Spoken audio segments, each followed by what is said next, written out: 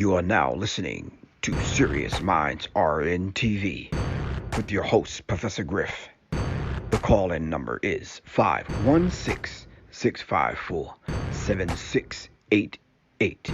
That's 516-654-7688. This is Professor Griff, and this is Serious Minds RNTV. Serious Minds for Serious Minds.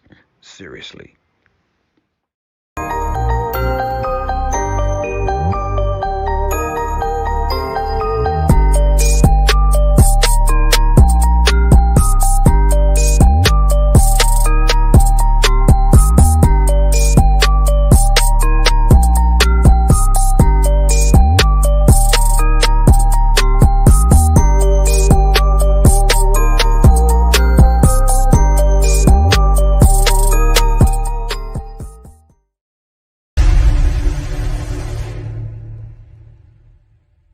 Serious Minds Brain Tonic was created to sharpen the mind by protecting cells and increasing neurotransmitters associated with learning and memory. This is the Serious Minds Brain Tonic. The Resurrection Formula. This male reproductive tonic elixir is the resurrection you've been looking for. It is a stimulating sexual tonic with mild androgen-like effects that is nourishing to the reproductive system. You can order them at www.professorgriff.me and www.seriousmindsinstitute.com. Just call 678-557-2919. Your health is your wealth. Peace.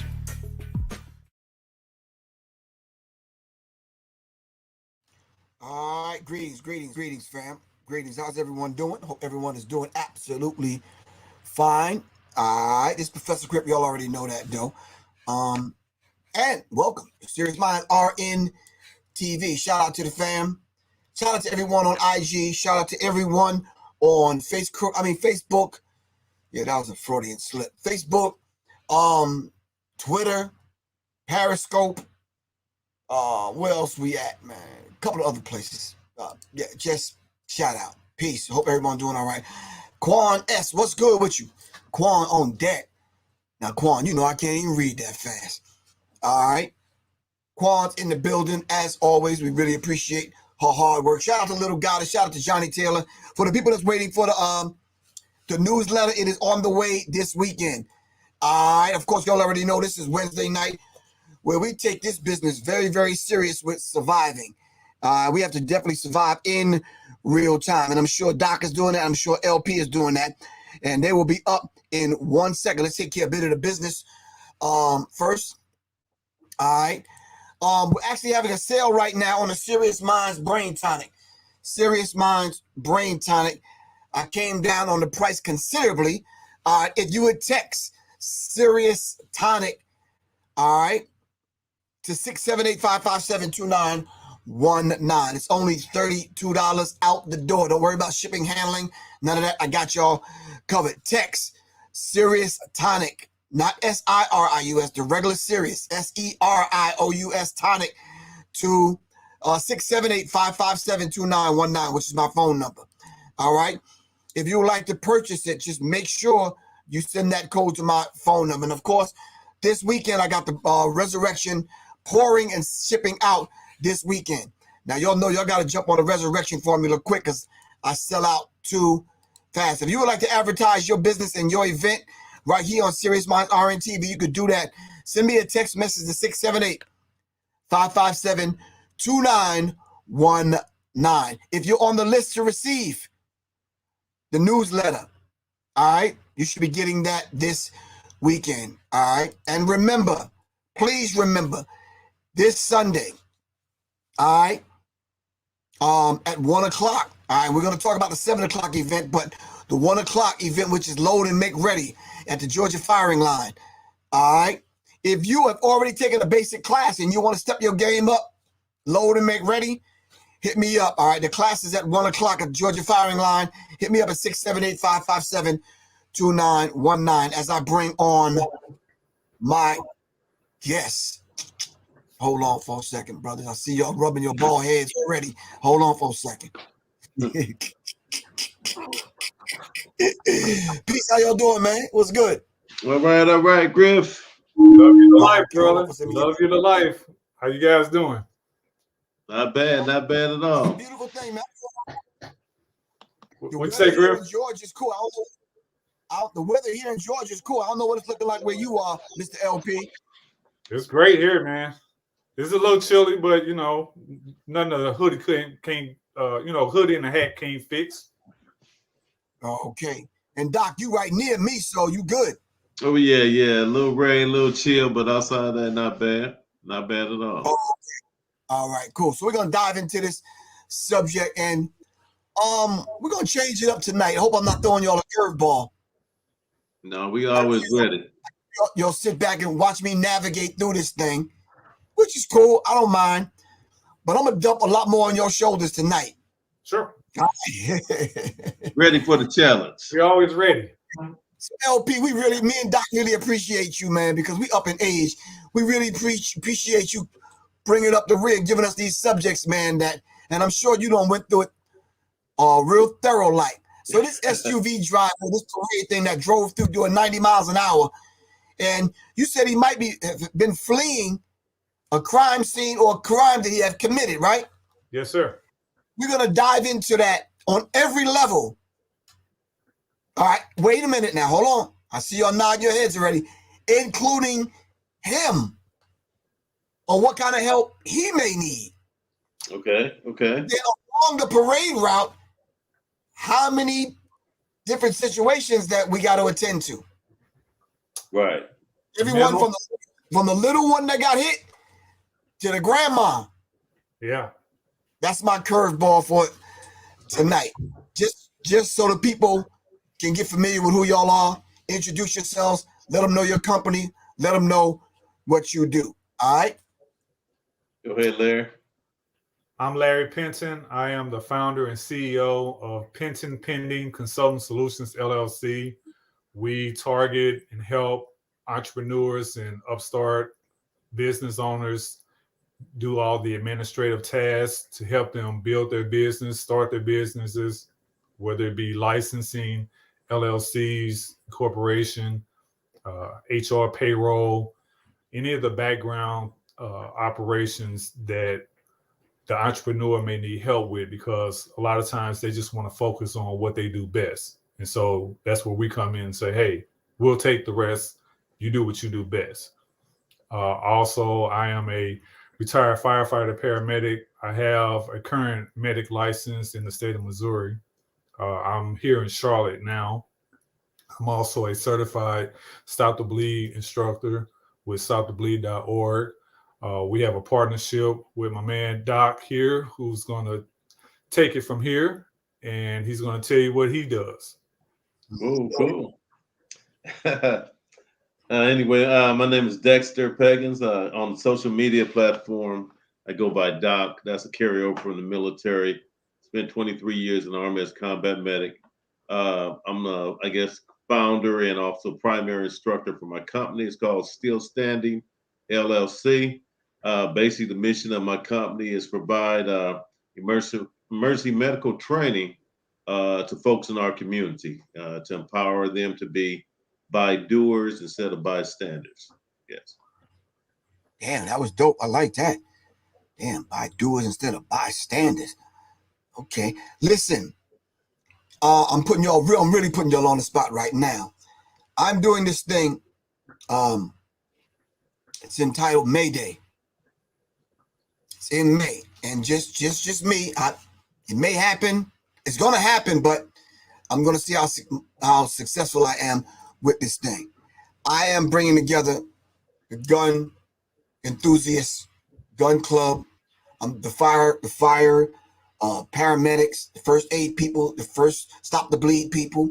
I'm bringing in even the people on the yoga side, the combat training side, and we need to have everybody at the same place, same day, from 7 a.m. to 7 p.m. because I notice a lot of us are not shooting at night. Okay. And we need night fire training and that kind of thing. Low visibility. Hoping people will pull their egos down, pull back, come together. Even if you come for a few hours and you got a jet, it's cool. But I'm setting up the whole entire day on an outdoor range, and I'm going to work something where we're doing indoor and outdoor range at the same time. And I'm going to line up instructors that want to participate. What do y'all think? I think it sounds like a plan. Great plan. Great idea. You know, we got your back, brother. Okay. Oh, okay. I'm setting it up now. I'm doing it in 2020, setting it up, and it's gonna happen Mayday. And when we got May, so that's a half a year. We got a plan.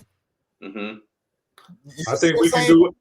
I think we can do it on a continuous basis. You know, regularly. You know what I mean? Like maybe semi-annually, quarterly, what have you. Let's do it. I'm trying to pull this first one up because you know us, man. There's some egos in this gun game, man. Oh yeah, there's a whole lot of folks in the game, that's for sure. Yeah, but that's a great idea, Griff. Right. I think we, I was actually talking about that with actually one of my sons who's in the military, talking about doing like maybe a community preparedness day. So and basically, it involved pretty much what you talking about, the firearms, medical, but also teaching people about ham radio operations. Things, fire starting, water purification, all those different aspects of preparedness and survival. But that's a great idea. Oh, okay. All right, just to let people know on IG, we're over here on YouTube. If you want to get the full experience, come on over. Somebody said, I can't see y'all. Well, you got to come on over here to YouTube. Both of them got bald heads. I'm just saying, y'all can come over here and witness that if you like. Yeah, we ain't hard to miss. We ain't hard to miss. Right. May is Quan's birthday month, so she celebrate the whole day. So we're going to get her down here. Absolutely. We got you, Quan. Y'all making that. All right, so let's dive into this subject. All right, I'm going to let y'all take the lead on it. I'm going to throw in whatever I need to throw in, and y'all just guide me through it, all right? I already laid the basis. There could be multiple casualties along the way, including up until the time they caught him and see what kind of medical treatment he needs.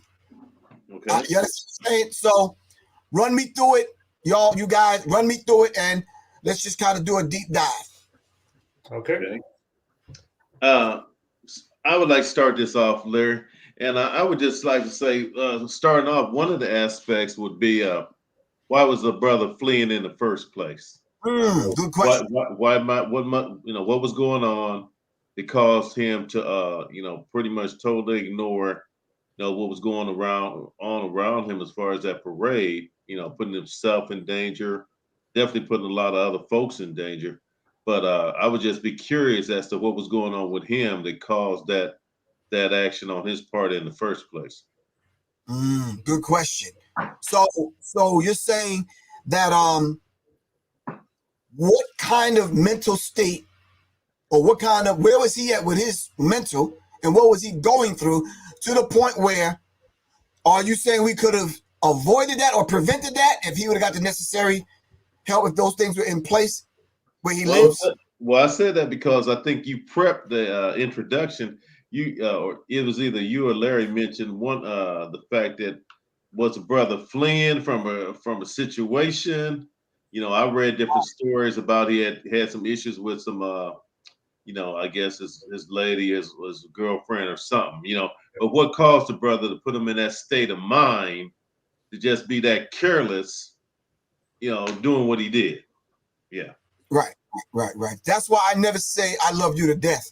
I say, no, I love you to life because I'm not speaking that into existence. Forget it, LP. It can happen, bro. Yeah, I'm just going to veggie back on what Doc said. You guys know one of my favorite sayings that I say on these shows: mental health is the world's oldest continuous pandemic. Right. And we have to understand every aspect and every facet of human life is touched by mental health. And so one of the things that as a paramedic that I'm trained on, and one of the things that Doc, being a former combat medic, is trained on is how do you deal with people in a mental health crisis, whether it be on the battlefield, whether it be on the street.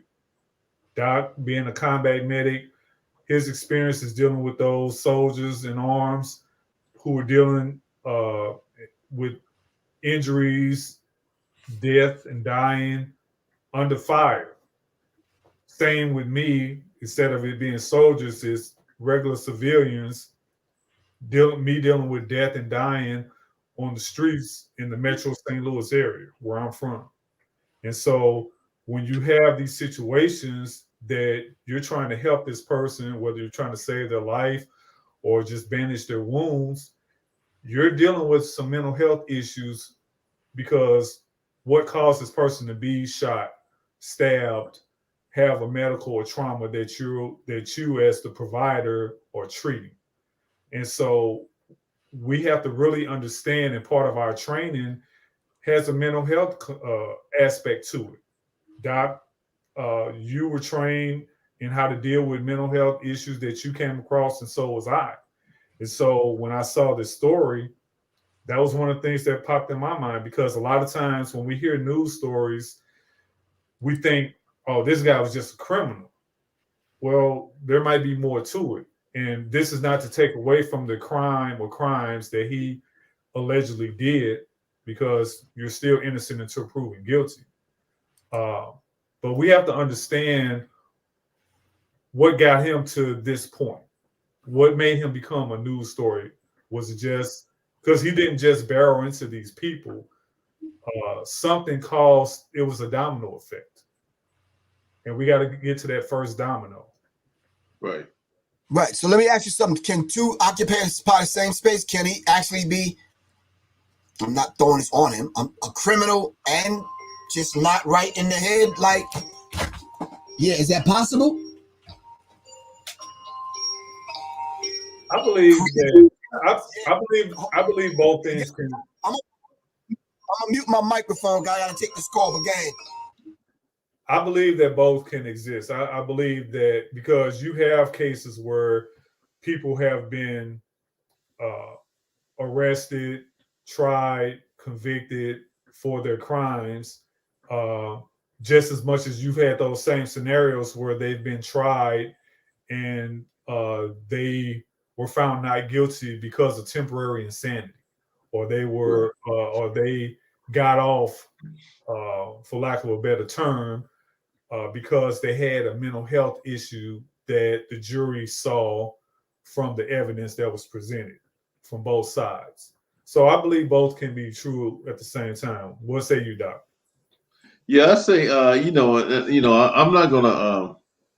Nobody knows a brother whatever his criminal record was until after he was arrested. So, really at that point is really at the initial incident, you don't know if this guy has a criminal record, what have you. I mean, and so I'm not going to say that was the cause or one of the causes. Okay, the brother got mental health and he a criminal.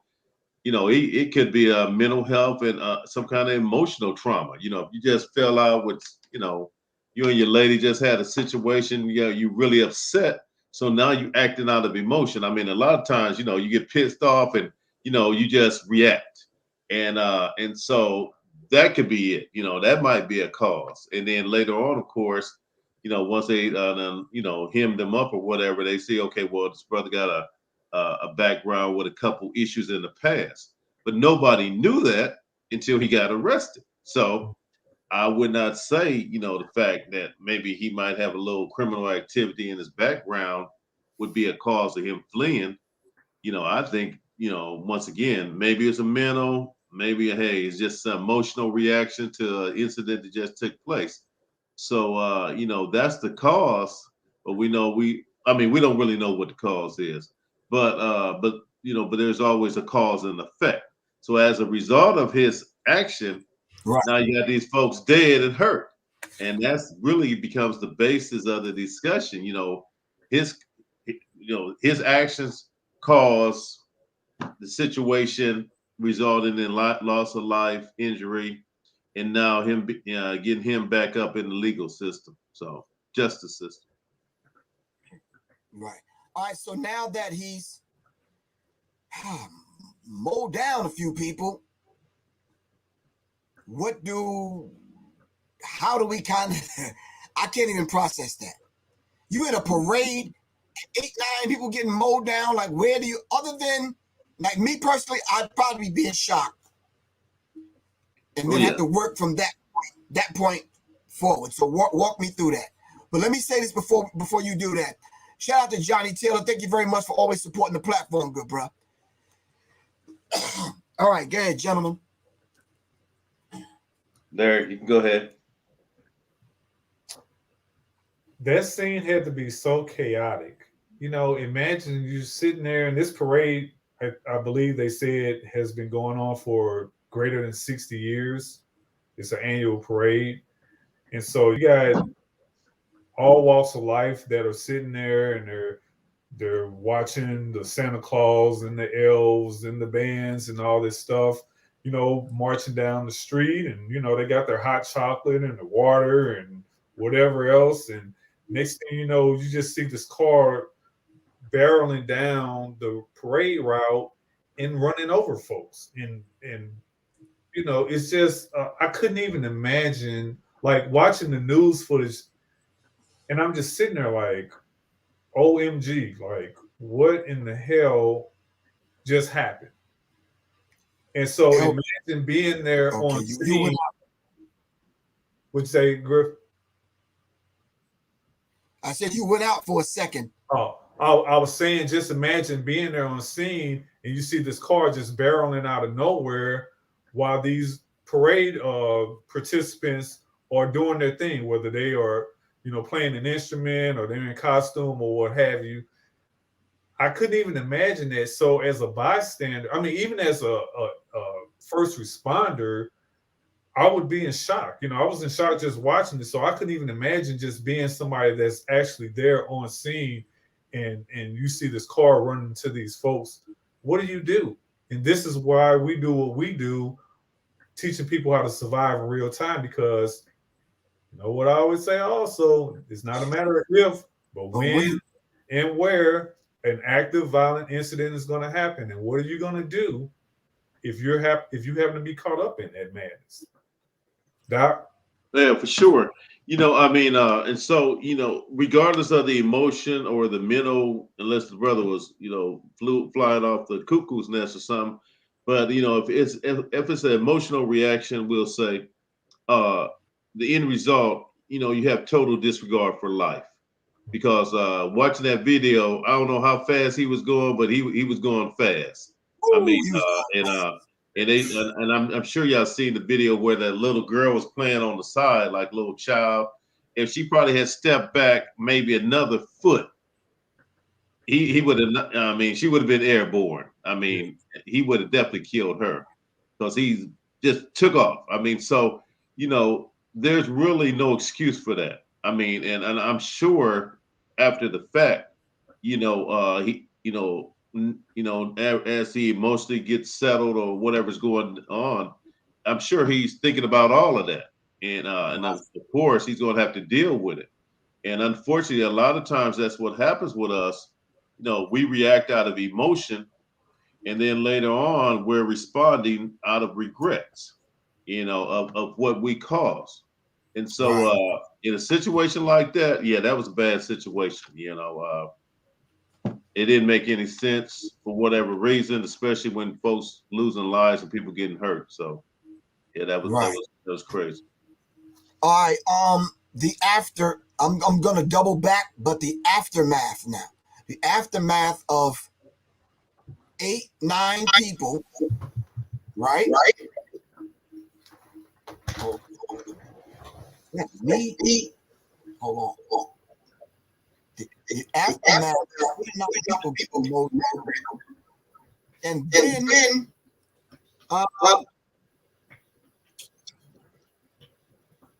and having to deal with shock from the people watching, all right? Those that are trained, they go to work on helping people survive, all right? How do you deal with the hysteria, the chaotic scene, in order to help other people render aid? Repeat your question, Griff, because it was breaking up. It was a little choppy.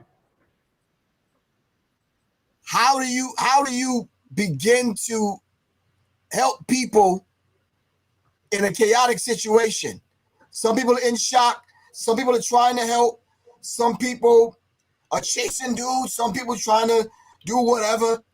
How do you begin to take control of that situation to say, like, what do you do? Me, I would just be, I wouldn't know what to do. Like, what do you do first? Do you delegate? Do you help? Do you, the person that's nearest you, do you take care of that?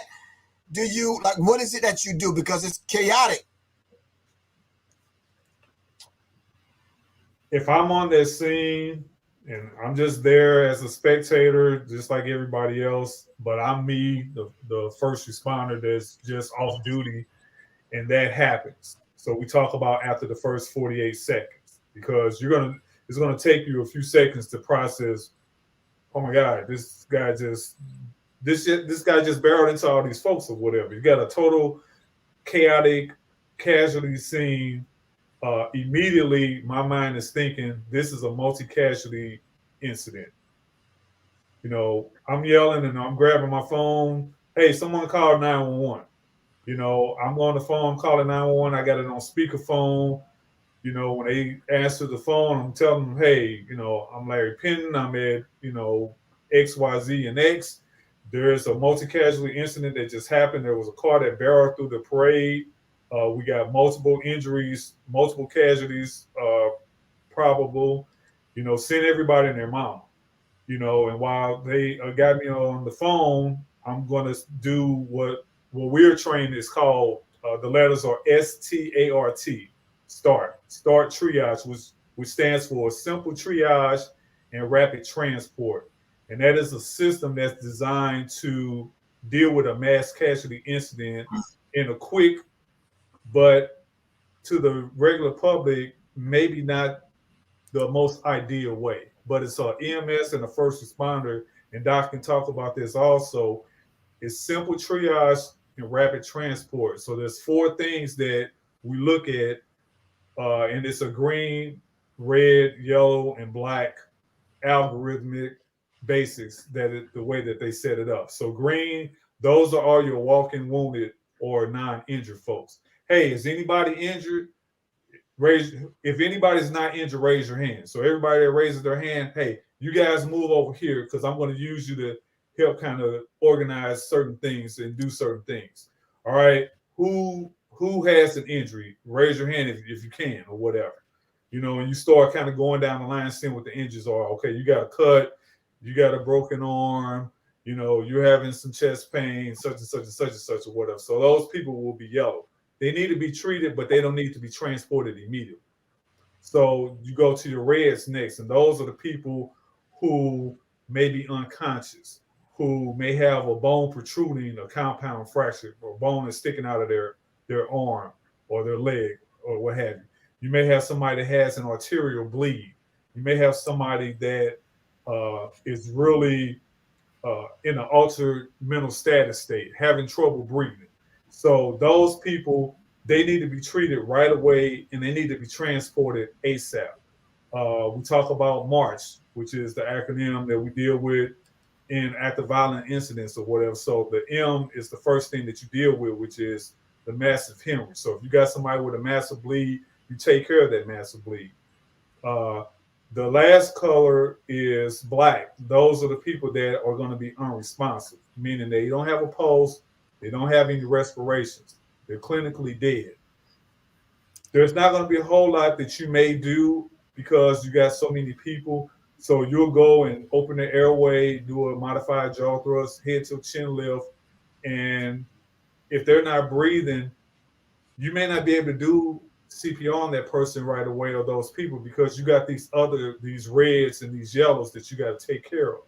So if you can get people that those greens, hey, can you guys do some CPR on this person?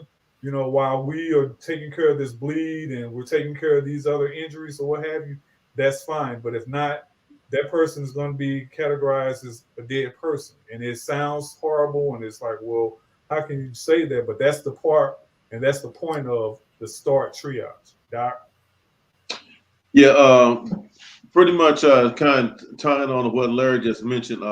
First thing, obviously, you want to call 911. Let them know you got a mass casualty incident location. Pretty much kind of give them some information so you know that you got help on the way.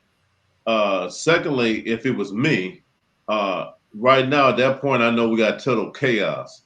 So before you can really provide effective care, you need to make sure you control the chaos. There has to be some kind of organization established.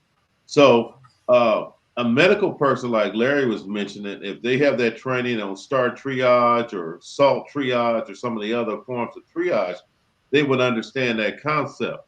But non-medical people probably they ain't gonna have a clue. They ain't gonna have a clue about what you're talking about. So right. yeah. So basically, my thing would be, okay, anybody who's not hurt, I need y'all to move over this way. Okay. Do I have any people that are medically trained? Is anyone out here that's trained medically? I need you guys to get over here with me. And then from there, I'm going to form my team because I'm going to clear out the chaos, hopefully. And then with those individuals, we can start saying, okay, hey, I need you take a few of these folks with you, getting some volunteers, some bystanders, so that person ain't operating by themselves. That medical trained person, I will have them saying, hey, go check out these two over here. I need you to move over to this person. You kind of like start dispatching them out. Those people who are trained, because they will have some kind of idea like what Larry was talking about, first priority is life-threatening bleed. Okay, we control that. It's person breathing. That's our second priority. So they will understand that concept. Those non-medical personnel that's there with them can assist them. Hey, just hold pressure on this wound while I'm doing this. But you got to have that. If not, if you don't have any medical trained personnel, then it's going to take you a little bit longer to triage those folks to determine who's hurt and what medical care needs to take place. And basically, if you're the only medical person, you need to get some of those bystanders to go with you. And as you move from person to person, you're directing them on what they need to do. That would be my approach. Okay. Right. Okay. Just to try to establish some kind of organization. Yeah. Right. So, so you can help. You got to clear it out. You got to kind of create an environment where, you can save lives. Yeah. Plus, what it does, it helps you to see what you're dealing with. If I got cleared everybody out and now I can see, I got like 10 people laid out on the ground, it gives me a clearer vision as to who needs help or who may need help. So, but I know, because I've dealt with mass casualty incidents before, you got to establish control. There has to be some kind of order. If not, you just bouncing all over the place. I went to this guy, went back to him, you losing time and people are losing lives. So you definitely have to establish control. Oh, okay. This other article that LP sent us, man hailed as hero for saving the lives of 3 men from overturned car in an icy pond. Yeah, they might end up bringing me up to charges, man. Icy pond. Yeah. Yeah, they were pretty lucky on that. Why did you help? Hold on, wait. So, Griff, are you telling me the 2 things you can't deal with is massive bleeds and icy water? I can't deal with cold, period. Yeah. I'm from New York. That's why he's down in Georgia now. He had to get up out of New York. Yeah. I'm just saying, when we had the show about the guy, the Food Line employee that had that arterial bleeds, I didn't think Griff was gonna make it. Yeah, nah, that's too much damn blood for me, bro. Nah. And this icy pond thing, yeah, nah, man, they better plan their funeral because bro, I'll be like, look,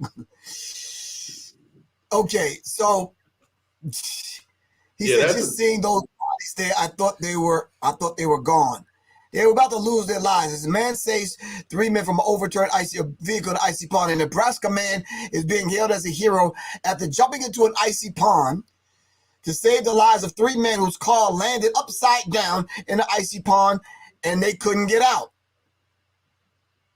Oh yeah, yeah. That brother, he was at the right place at the right time. But that was definitely risky because anybody like I'm sure like old Griff know from New York, when you fall in that cold water, right away you got, and that right there could end your life. That reaction from that chill. And basically, that's why a lot of people, when they go into cold water or something, especially like icy water, depending on the temperature of the water, some of them, unless they don't get the proper care, they die from hypothermia or something because of that exposure to that element. And, that initial reaction, jumping into that cold water without kind of getting cold first, it's like it takes your breath away.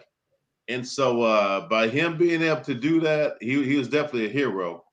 To be able to get those guys, I think they say he broke the window of the.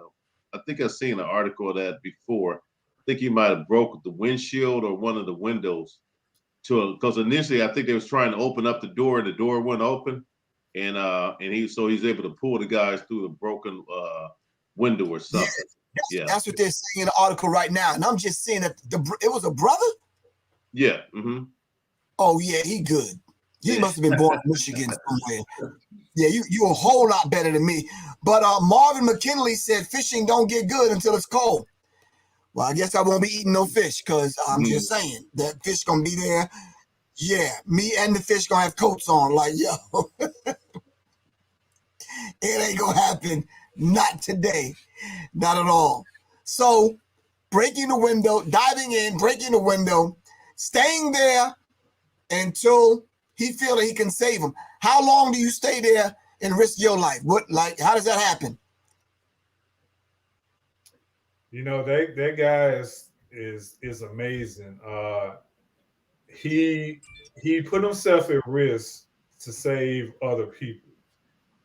As a first responder, I look at it from 2 aspects because we always say a dead hero is a dead person. That's why if there's a burning building or in a situation like that, we tend to hold people back from going into those situations because more times than not, that person that tried to save somebody from a situation like that, they end up becoming the casualty. And the worst thing that you want is to have more patients than you have already. And so kudos to him for surviving, let alone, saving somebody else. Because there have been times where the person went and saved somebody, but they end up losing their lives, which is, it's almost just as tragic. That diving reflex is called the mammalian diving reflex, and you can Wikipedia it if you want to, but that's that initial reaction when you jump into that freezing cold water. And so if you want to, do you have the video queued up? Is there a video? It says blah blah blah blah blah. I'm seeing advertisements. I don't necessarily see. Oh no, there's a picture. Caught, man, bro. Just from right here, that water looked too damn cold. But anyway, hold on. Yeah, sure was. Man, bro. Once I pulled the door open, the water started going in. Blah blah blah blah blah. Yeah, he's telling about the scene. Nah, bro, I can't. The video won't let me. Okay. Nah, I see advertising, but nah. And now, when you try to click on these videos, we might click on something that might start Rudolph the Red-Nosed Reindeer. I'm like, nah, we're not doing that, man. We're not doing the Merry Christmas stuff and nah. So, yeah, we probably got to pull it up on YouTube or something, but yeah. One of the things that I want to show you guys is I bought these 2 devices. One is just a knife. It has a window punch on it, and this is a multi-use flashlight. And both of these have window punchers on it that you can also use as a weapon. Uh-huh. Oh yeah. This has different flashlight functions, SOS, strobe. They both have seatbelt cutters. Here's a seatbelt cutter on here. So I always tell people you want to carry one of these devices in your car, because if you get trapped in the car, and I also bought this little thing from the 511 store. It has a window punch on it, and it also has a seatbelt cutter, and it has a O2 ring to turn open up an oxygen tank. And on the front here, it has a little design that tells you where to punch the windows. It has 4 different spots where it shows you to actually do the window puncturing on it. I always tell people, you know, have a device that at least has a seatbelt cutter and a window puncher if you get trapped in a vehicle, whether it's in a submerged setting or just if you're trapped in a car from a car accident on the road. But yeah, that guy, I'm telling you, he did a great thing putting himself in the line of fire in terms of being in danger. Oh yeah. All right. So now, what happens? Who renders aid to him if after he saved their lives and he's laying out there catching his breath? Because you're talking about having to save 3 men that have to be dragged out of an icy pond. There ain't no electric blanket waiting. No, You know what I'm saying? No, he definitely had a lot of confidence in his ability. You know, just being able to take that risk, putting himself at that kind of risk.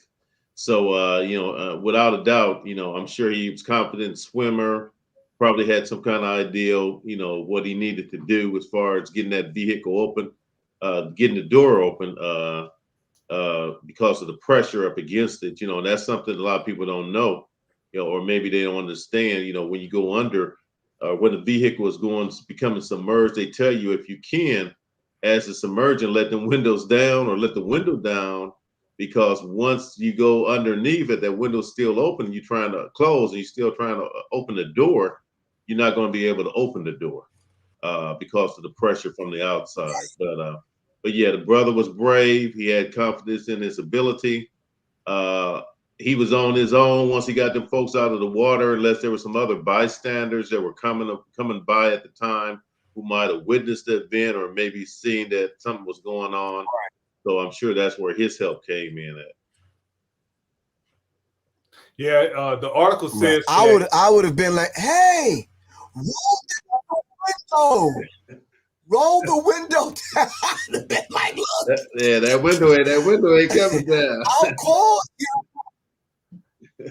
I'm looking at the picture. I'm looking at the picture right now, and it was fairly close to the edge, to the bank, to the edge of the bank. And so the article says that it says that he dove into the freezing water, but I mean, it was right there at the edge, and he actually pulled one of the car doors open.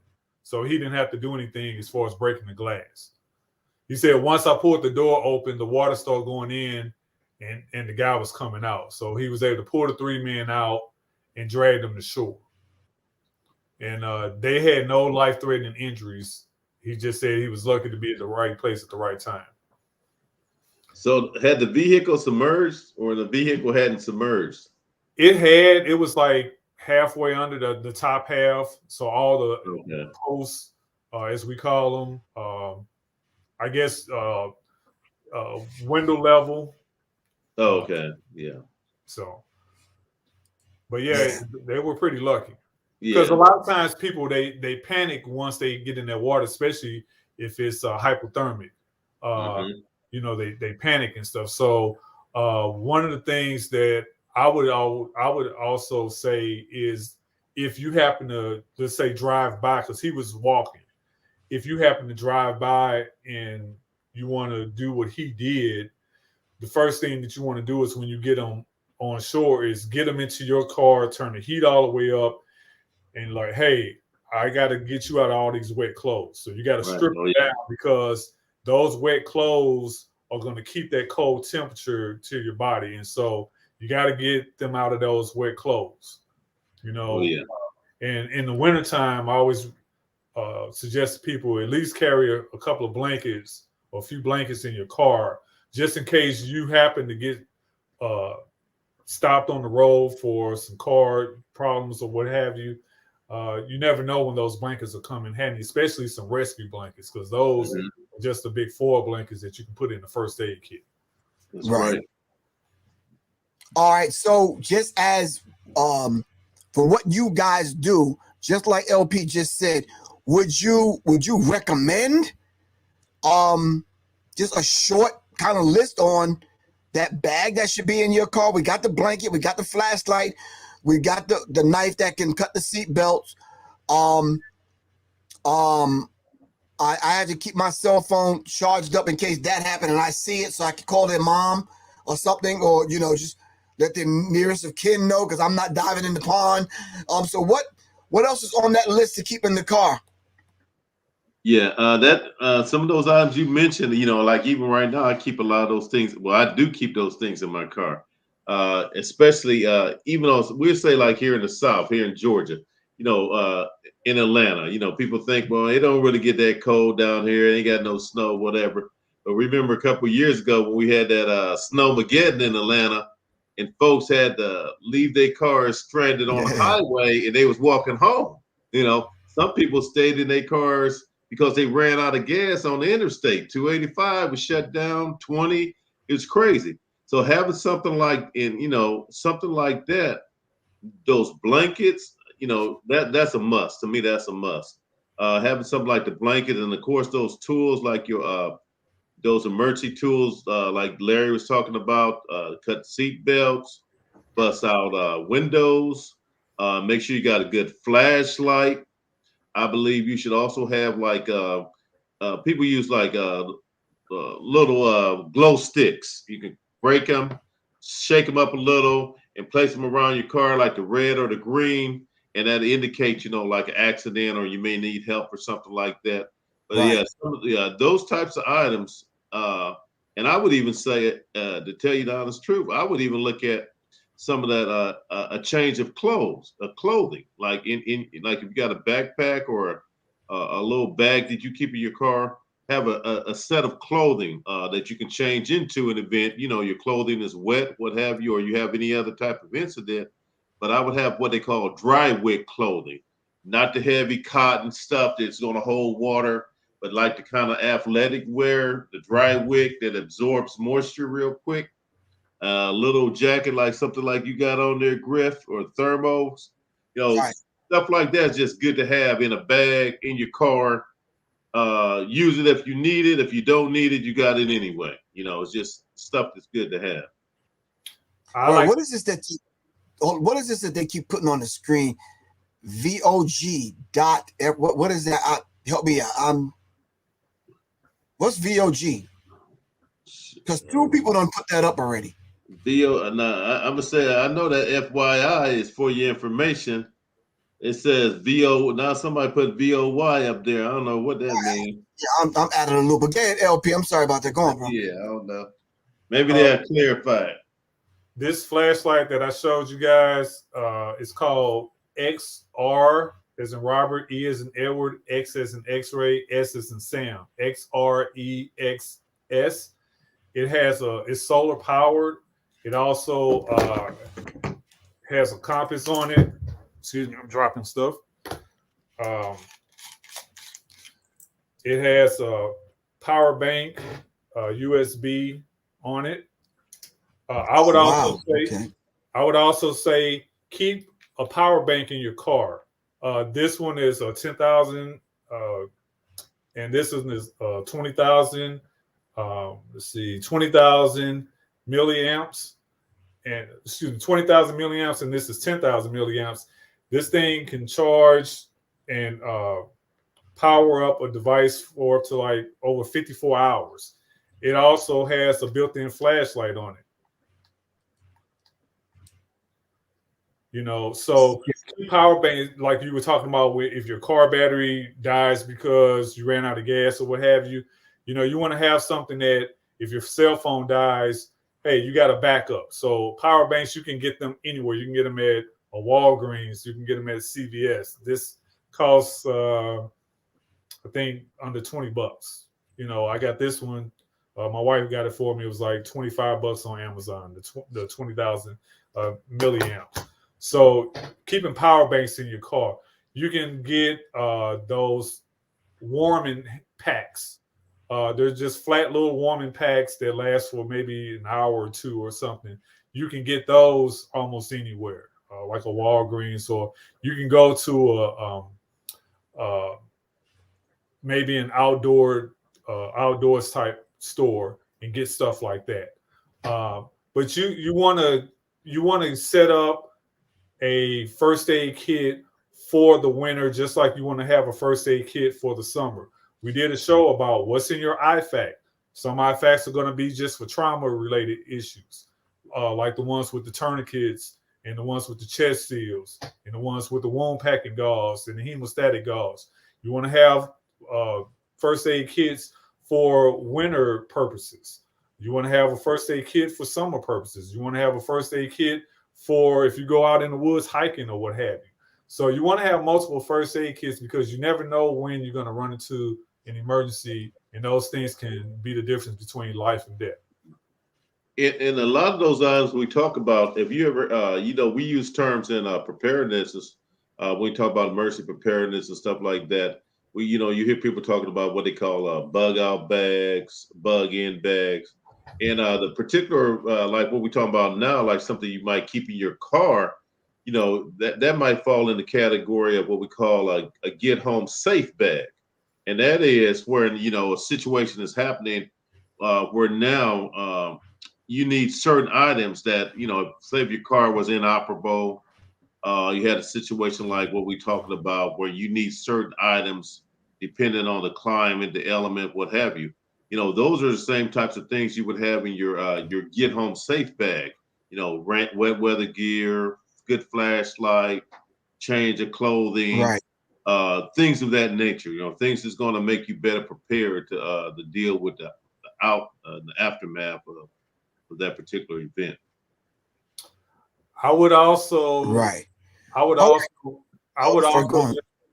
Just real quick, I would also recommend that you have something that you can start fires with, like a flint or something like that. Buy 3 big lighters. Those things tend to work almost anywhere for anything. And I'm going to do a shameless plug, not just because Doc is my man, but because he has some great information in a book that he wrote, since we're talking about emergency preparedness. That's right. You need one. I got one with you. I got an autographed copy for you, Griff. Go on and tell them about your book, Doc. Oh, yeah. That book right there is a book I put together not quite a year, actually the early part of this year. And basically, I appreciate that, Larry. But basically, it's just, I call it the Make You Think book. It's things in there that a lot of people don't think about when we talk about preparedness and survival. But it covers a lot of important aspects that would be very important to your emergency preparedness planning and program. So basically that all, just a little pocket guide to make you think, about certain components of preparedness. Okay. All right. So gentlemen, this Sunday, and I think Quan just put it up. We're going to have to postpone this event, push it back to 2022 when the weather breaks, because we've unanimously agreed that we probably have to kind of see y'all face to face somewhere. You understand what I'm saying? Yeah. I don't think it's something that we can honestly do on a Zoom call. We can if we have to, but when the weather breaks, and depending on the V's, on the next variant, and whatever, however we got to do it, we have to do it. Now, I would definitely like for us to do it, if not before the Mayday, but definitely on the Mayday. Okay. Oh yeah, that'd be great time. All right. Okay. For the 1 or 2 people that did pay, hit me up at 678-557-29. and I will give you a refund in Captain Crunch coupons or food stamps. But other than that, we're gonna we agreed that we'd rather just kind of do it face to face, which I think is a beautiful thing, man. Yeah. There's just some hands-on things that you just cannot do like this. Oh yeah, exactly.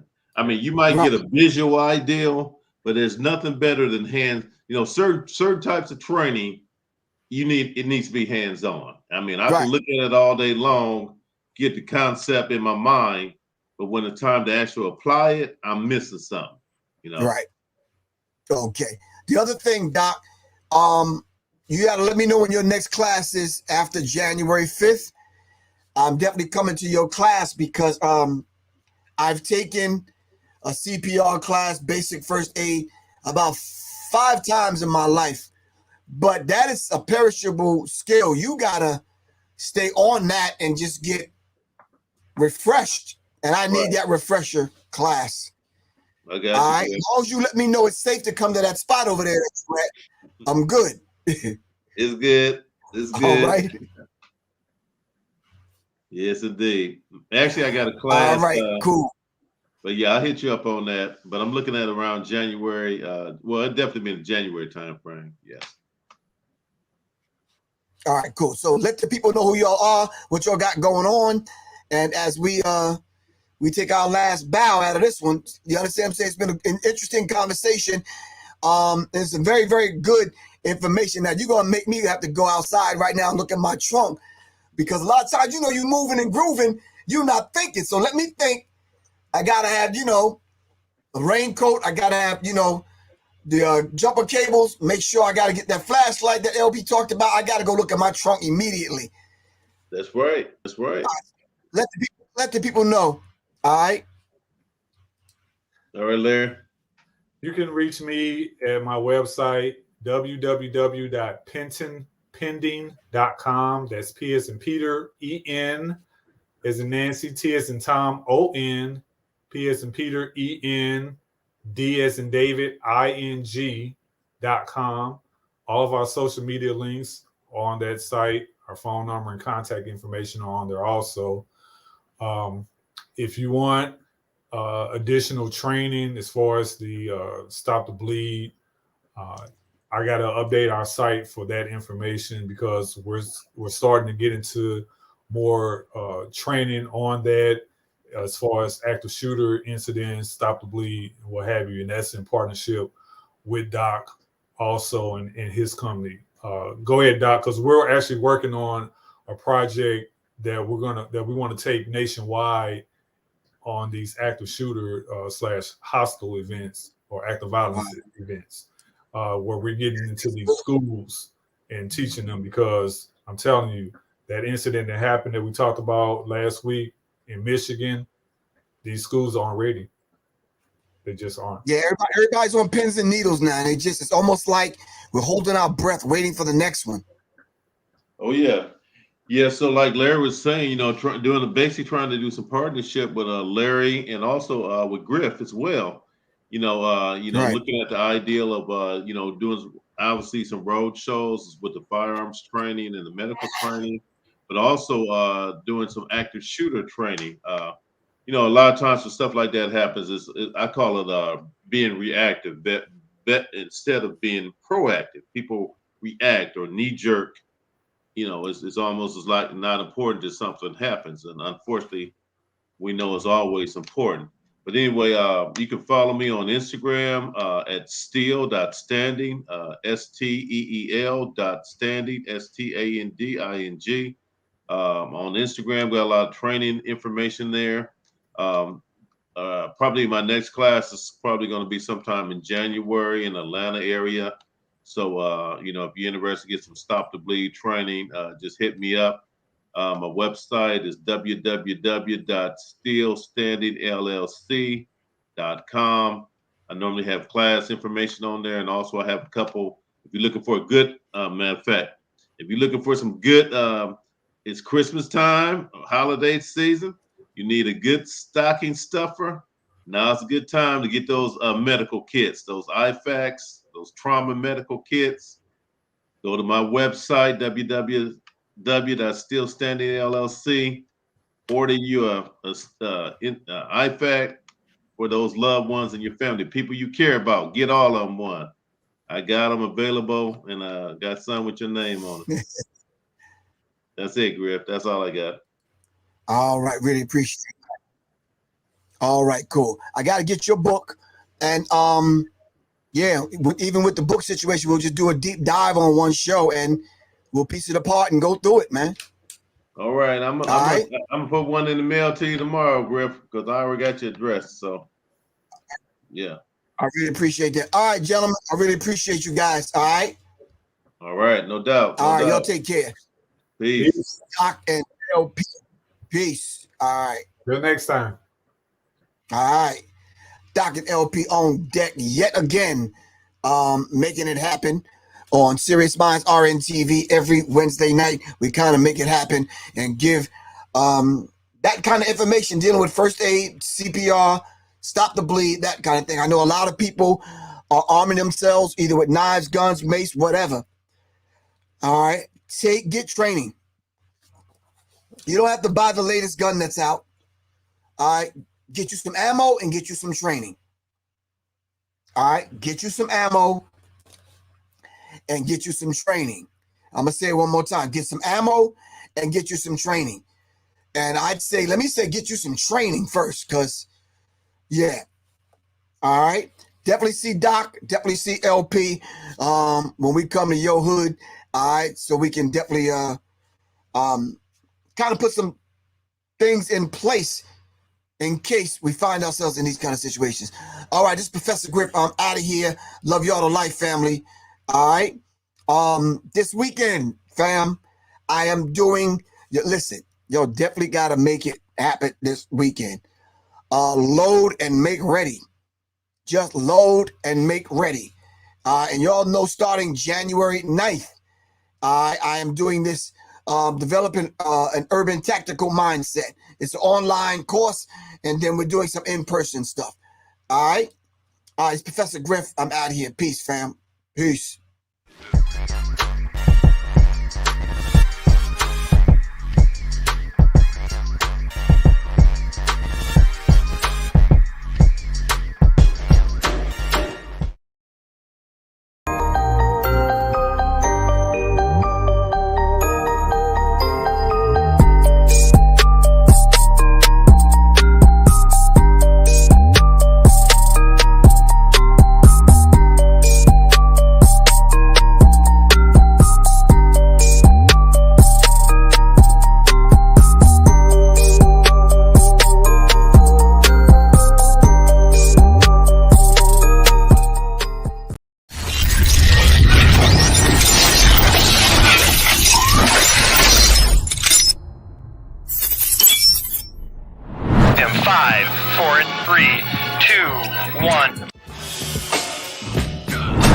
In today's climate, being safe is priority number one.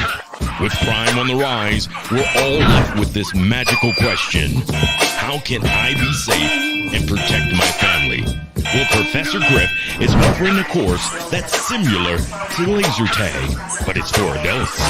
This safe and firearm-free course will train you in real-life scenarios so that you can avoid being a victim. This course is growing in popularity as a date night out. Add fun and excitement back into your love life, and the reviews are incredible. For more information, call this number below.